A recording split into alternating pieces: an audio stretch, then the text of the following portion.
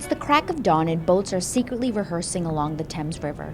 Union Jacks line the streets of Britain, and merchandise featuring the royal family is filling up shelves all across town. But hang on. Are you suffering from deja vu? Didn't we just celebrate a royal wedding?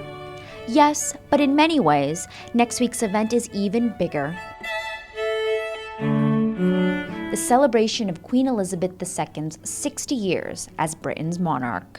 60 years ago, Her Majesty the Queen succeeded her father, George VI.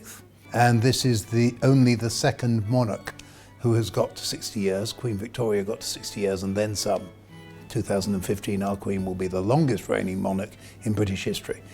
In her 6 decades on the throne, the Queen has been through good times and bad, both in her political and personal life. We respect endurance, we respect what she's been through. She's been like every other family. She's had ups and downs, but she's done it on a really big public stage and has done it spectacularly well. And I think you'll see the respect all over the country. Her Diamond Jubilee will be the largest Jubilee celebration Britain has ever seen, with events spanning 4 days. There is going to be events happening at Buckingham Palace, so there's a concert on the Monday, which is the 4th, and there's also the Epsom Derby, there's also a parade as well, but really the flotilla, I think, as I said, is going to be the jewel in the crown.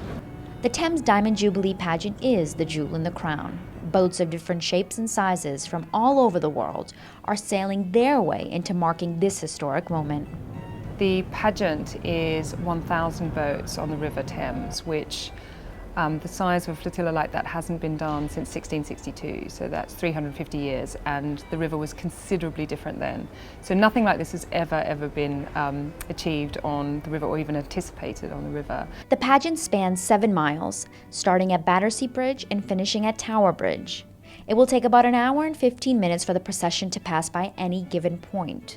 The plans are set in place, but there's one thing no organizer can control.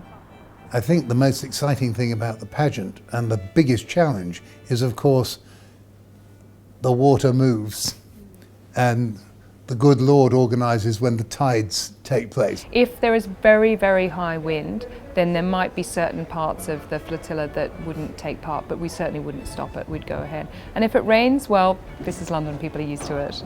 The most anticipated boat of the pageant is the Queen's Royal Barge, which will pass right under Blackfriars Bridge. The barge has been hand decorated in golden leaves and flowers and has been kept in isolation for months now.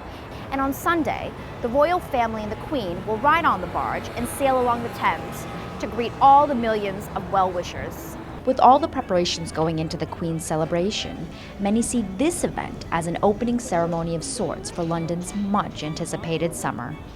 But I think it's a great rehearsal for the Olympics, and it's something that London does very well. We're used to these big events, and it's really a chance for Londoners and the rest of the world to celebrate, which again, I think London's very good at. For the Wall Street Journal, this is Dipti Kapadia in London.